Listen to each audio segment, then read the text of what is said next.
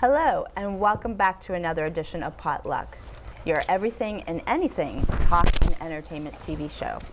My name is Laura Hartman, and I am your host. Today we have a big family from Bobbie's Pit Bull Rescue and Sanctuary based out of Fredericksburg, Virginia. These people have dedicated their lives, their time, their money to helping these pit bull dogs. Some of them, or many of them, are homeless, have been injured or have been battered, and some are actually special needs. So without further ado, let me go ahead and introduce people. We have the director of Bobbie's Pit Bull Sanctuary, Rescue and Sanctuary, Sylvia Kriegelstein. Kriegelstein. That's sorry. okay. That's okay. Sylvia Kriegelstein. And this is Lance, and then we have, Michelle. And then we have Michelle Gruber, who is the assistant director. Correct. Okay, and then we have some loving foster parents, and I'll let you guys go ahead and introduce yourselves and the other dogs. Hi, my name is Colleen Thomas. I'm not fostering any dogs right now, but I do go to the events and help out as best as I can and help these other people as best as I can, as well as all the dogs.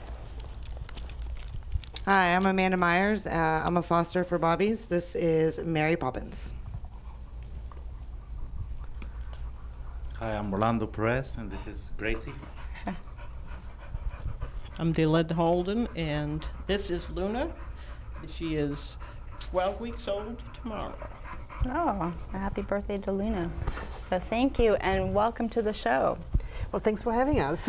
So you guys are living out a legacy for the actual person that this rescue is named after, That's Bobbie. correct. Okay. That's correct. So can you talk about that a little bit and talk about why she started it or how she was involved? Now, Bobbie Palumbo was one of our fellow rescuers with another rescue group. Okay. And she was very passionate about the breed, in general, other dogs too, and did a lot of fostering events. I mean, she was there whenever needed. I mean, she was absolutely amazing and really a idol for everybody else. Oh, wow. And she suddenly passed away about 3 years ago, a little over 3 years ago, with a heart attack. Oh, so sorry. And we just wanted to do another rescue, and what better chance to honor her name? Oh, sure. You know, and that's why we called it Bobbie's Pit Bull Rescue. Oh, that's awesome. So when did you start, or when did you change the name, and when did the rescue actually start? We started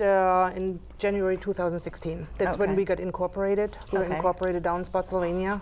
Okay. But we have foster homes volunteers in all different kind of countries, not countries, counties. Oh, goodness. So, yeah. So how did you get involved? Actually, with my daughter, she brought home a puppy many years ago, and was a pit bull puppy. Nobody wanted it because he was so hyper. And I was the same like everybody else, pit bull, and I'm not so sure about this. Right, they have such a bad rap. Exactly, and but that puppy came home, and that was it, and that was the only breed I own, you know, because I'm just so in love with this funny faces, you know, smartness, dedication, you know, they're really a great breed. Are they very easy to train? They are stubborn, but in general easy to train. Okay. Yes. And what kind of a home is like good for a pit bull? Because I mean, there are a lot of people that are, you know, like I said, that fear them. A lot of people use them for fighting, and you know. Now, a pit bull is not for everybody. A pit bull is high strong. They are very powerful. They're very smart, and they need a lot of exercise, physically and mentally. Okay. So unless you can provide that for that dog, for that type of breed, you should not get one. Okay. Yeah. So do you guys kind of, you know, interview people that want to adopt, or what's your process for adoption? Yeah, in general, we tell people to submit an adoption application we have online on our website, and we have a pretty thorough adoption process. Like we do make sure that if it's a rental, that the landlord accepts it, that there's no breed restriction from the HOA, for example. We make sure that the deed of the homeowner is actually on the deed, the name. Right. You know, we do home checks, we do background checks, pretty thorough background checks. Okay. And it's reference checks. Okay. You know. Are you pretty strict? Because I know, like, I have a couple of friends who, like, they wanted pit bull. They wanted one wanted a pit bull puppy, and I don't know why they didn't let him adopt, because he would, you know, he ended up getting one later on, but one organization wouldn't let him for whatever reason. But yeah, we are very strict about that. Absolutely. Okay. Yes. Yeah, and I know, like, I don't know what it is, but like at a lot of the shelters, you can go to, like, I've been over to a shelter over in Maryland, and it's full of pit bulls. Like, there's a bunch of pit bulls. Do people just, like, adopt them, think they're cute, and then just give them up, or what? There's a lot of backyard breeding going on. The pit bull type dog is the most bred dog in the United States. Oh my God. And they had some studies on that, and because of their intelligence and their powerfulness, you know, they just get dropped a lot in shelters. You know, and that's people just cannot deal with them anymore, or they, you know, if you don't exercise them enough, you know, they get unstable, you know, and people just don't want to deal with them anymore. Right. You know, and then they just drop them in the shelters. And that's why they, I mean, get thousands of them killed every day. Oh my God. So. Yeah, that's horrible. Yeah. So in this area, because it's so like, especially around DC, it's very busy. So a lot of people are spending a lot of time in commuting to work, and then Right. So how did you, Michelle? How did you get involved? I was doing rescue in my backyard. I was trying to catch a dog for about a month, and I finally caught him. And I took him to the vet, and I found a lab rescue to take him. And ever since then, I started going to the shelter, and the rescue came in, and they were doing evaluations, and I joined them. Okay. And I've been with them ever since. Oh, awesome. So how do you pick your foster parents and people that are involved with your rescue? It all depends on what they can or cannot provide, basically. Okay. You know, first of all, you need to make sure that they can handle the breed themselves, you know. Then if a dog, for example, is better in a fenced-in yard, we make sure that they have a fenced-in yard, although it's not a requirement if you can exercise the dog otherwise. Okay. You know, and we just match up the dog with the foster parent, what they can and cannot do. Okay. You know, we just don't give them a dog and say, hey, get along with each other. You know, if they have dogs or cats, they have to be introduced to each other. If there's a slight problem or something, we're not going to do it. Right. So we really make sure that everything works. Oh, good. There's always something else coming up, you never know. Right. You know, but at least whatever's in our power, we try to take care of. Sure. Yeah. So, how about this young man? Tell us about him and Mr. Lancelot. Yes, Mr. Lancelot was about 4 months old when we heard of him. It was a previous foster from us. She moved to Wisconsin, unfortunately, and he's at my house right now. It was her neighbor. He was in the backyard. He was just a little tiny puppy, lived in the backyard, wasn't allowed in the house, and she pretty much took care of him, gave him some food and water once in a while, and finally it convinced the owner to sign him over to our rescue. Oh, wow. And that's how he got to us. Yeah, he had no manners, he had no doggy manners, nothing, so he was pretty raw. And now he's a lap dog. He's come a long ways. Lovable. He's come a long ways. He gets along with dogs, cats, children, anything.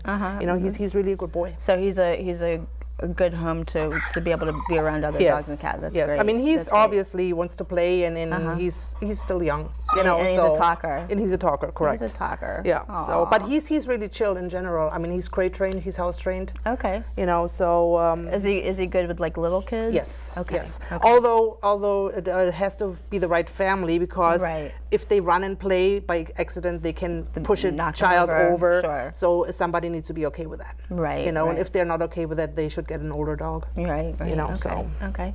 How about the next one down here? This is Adam. He came to us as an owner surrender from Southern Virginia, along with 3 other dogs. How old is he? He is 2 years old. 2 years old. Okay. He acts like he's a little bit older. He's a little shy. Aw. He does good with all dogs. Loves cats. Loves people. You got to get to know him, though. Okay. You know, it takes a little bit for him to warm up to you.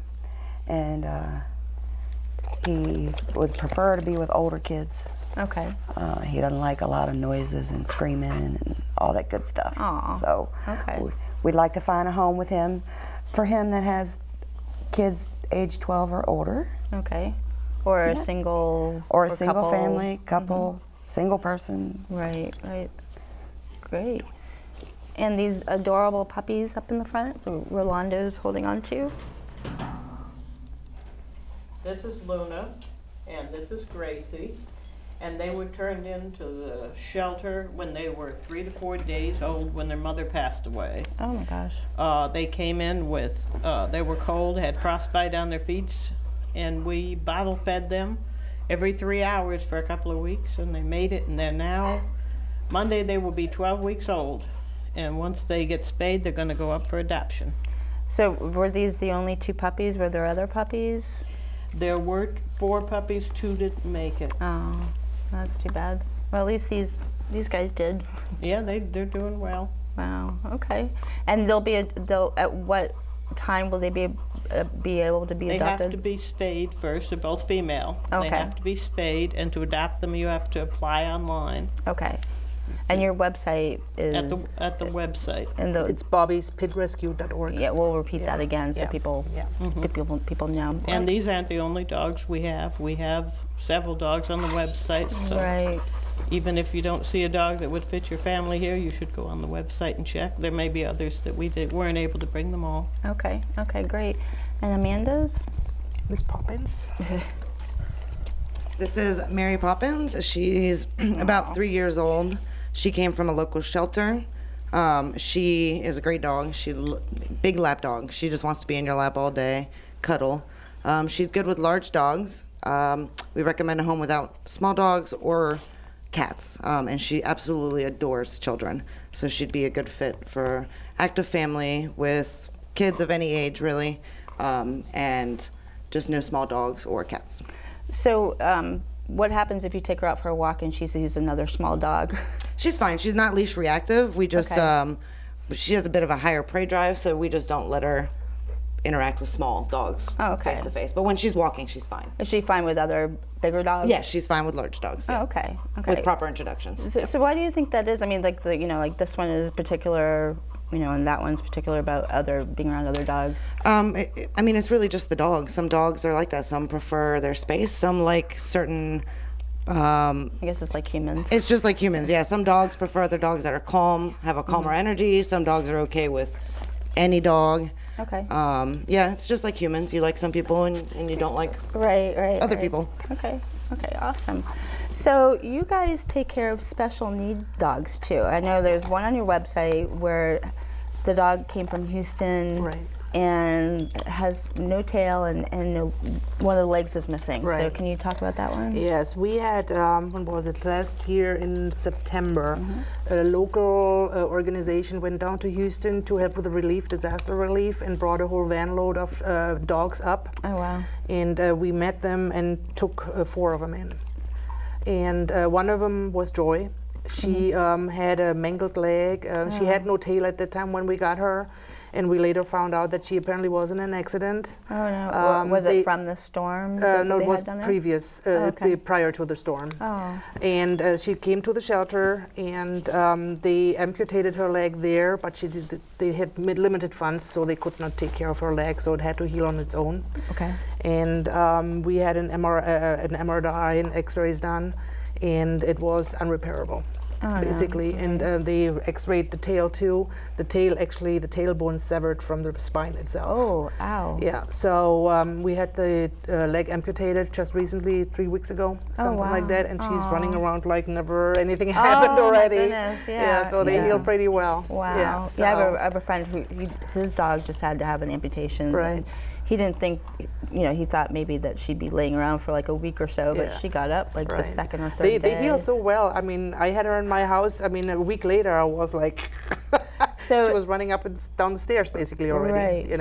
So is she up for adoption? And, She is up like, for adoption. And I know you have other special Yes. need dogs. So like, Yes. how do you search for those special people to take care of the special need dogs? There is really no search. Okay. You know, I think a family must be prepared and willing to take in a special needs dogs. You know, like we have Oliver, for example. He's a little guy. He came to us a year ago, a little over a year ago. We were contacted by the Reston, now what's it called? The resort. Old Town Resort. Old Town Resort in Reston, right. Okay. And they take in dogs when they are being flown, but they cannot stay overnight in the in the airport. Okay. So they take him in, and they saw that something was wrong with him. Oh. Because he always spinned in the crate. Okay. And they thought that he has ruptured eardrums. Oh, so no. He was supposed to be adopted out in Washington State, came from New Jersey, from a breeder, and the people didn't want him anymore now, since he was injured. So the people at the Reston Pet Resort, they're great. So they contacted actually the breeder, and he signed them over to our rescue. We took him in, and after 3 weeks, basically, he didn't get better. So we did have an MRI done. Okay. And then he has a condition where brain fluid. He has actually has a brain deformation. Okay. And we don't know if it's from birth or if it's through impact when he was a little puppy. Okay. So basically, what happens? There's a fluid collecting in his brain which doesn't drain right. Oh. You know, and they gave him a year to 2 to live. So he's a little over a year now and doing well. Oh wow. You know, but he is not adoptable. Oh, okay. You know, because okay. he's really, really very special needs. And, right, and he has a limited lifespan. Yes. So. I mean, people are sometimes okay with this. Okay. But he's really special needs. Like he has to go out potty every 2 to 3 hours at night. You know, wow. and if you don't let him out, he barks. For example, you cannot really get him potty trained.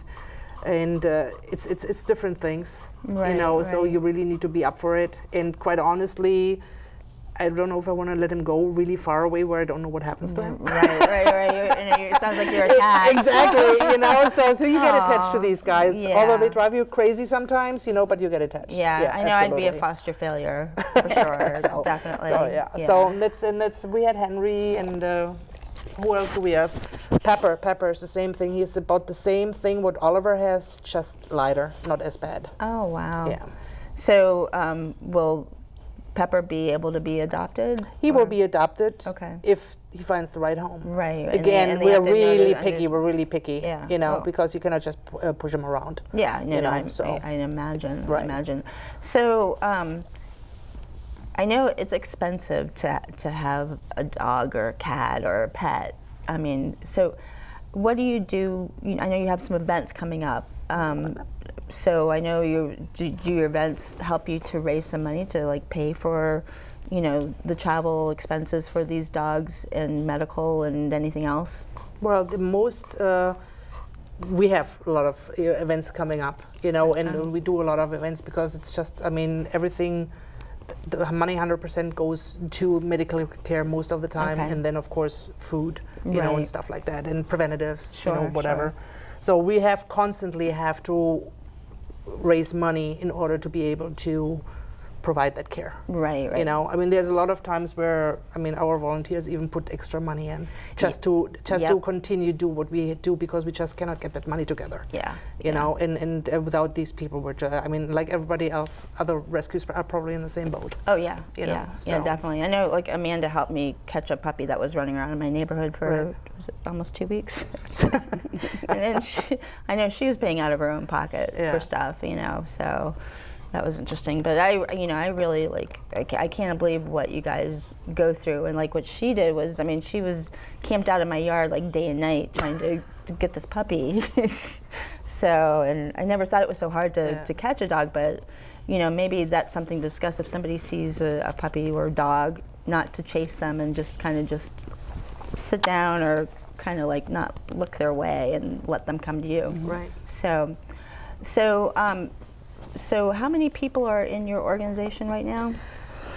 Active, really active, probably around 25. 25, okay. Yeah. And you always need more volunteers?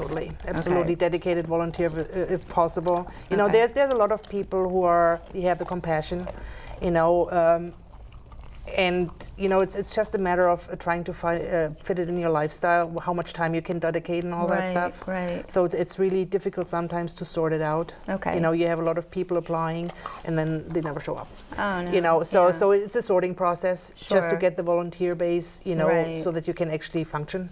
Okay. Yeah. No, do you want to talk about the events that are coming up? Sure. Okay.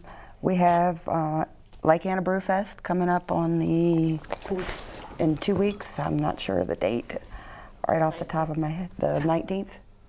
The 19th of May. We'll be there with all of our dogs. And What do you have in June? June? Yeah. We have the yard sale on the 9th. Oh yes, we have the yard sale in Stafford County at my house. Okay. And we'll have a ton of stuff there for sale. Now, do you need people to donate to the? Oh event? yes, Okay, yes, yes. okay. We'd love to have it. Please. Please donate. Yeah, and I have a friend who's done the same thing for her rescue group, and so we've always like donated stuff to her. The yard sale is one of our main fundraisers for the year. That's a great fundraiser. We make a ton of money at our yard sale. Okay. So it really supports the rescue, and anything that can be donated for us to sell will definitely be appreciated. And they can go to Bobbie's. We go on our Facebook page. Okay. Bobbie's Pit Bull Rescue. There's an ad on there for the yard sale. You can reply to that. Okay. We can come pick it up. You can bring it to my house, put it on the carport. I'll meet you somewhere, whatever you want to do. Okay. Okay. And what else do we have coming up? We have PetSmart coming up in June. We'll be there the second weekend in June. Which PetSmart? PetSmart and Massaponax in Spotsylvania County. Okay. We'll be there. And I'm not sure what else we have coming up in Northern Virginia. I don't think we have anything. Dylan, she's our events Yeah, she's our coordinator, events so she coordinator. knows better. Okay. Okay. Yeah, take it away. Once a month, we go to the PetSmart in Fredericksburg. We also have Pet Oktoberfest this October coming up, and we're going to do the Fredericksburg Pet Expo. We're going to have a booth there as well. That is in September. Okay. Yeah. Good to know. And that's also on your website. Yeah. Okay. It's on the website and on Facebook. Both pages have the events calendar on there. Okay, great. Plus, Great. we also have a trash pickup coming, and even though if you can't help pick up, you yes. could sponsor somebody, sponsor them per bag to pick it. Half the people here, I think, are walking to pick up trash along the highway, and they. Oh, wow. And you can sponsor them per bag, how many bags they pick up. That's on our website as well. Okay. And when do you do that? Is that That's in May. That's next weekend. That's next It'll be weekend. good. Next Saturday. Okay, that's a thing that happens in May, but you do that every year. No, this is a special event that Spotsylvania County put on. Oh, really? And That's a great idea. and you they're know, giving the 501c3s $5 a bag to pick up the trash, and then we come up with our own little spin on it Okay. to raise even more money by sponsoring us. Right. You know, it'll help the pups. So So what are your biggest challenges? Except for trying to keep him still. He's not that bad. He's actually not that bad. He's doing pretty well. So cute. Biggest challenges, find fosters. yes. Okay. And monetary donations so that we can get the vet bills paid, pretty much. Right, right. You know, I mean, donations is the biggest thing for every rescue. Sure. You know, and finding fosters is a really challenge right now.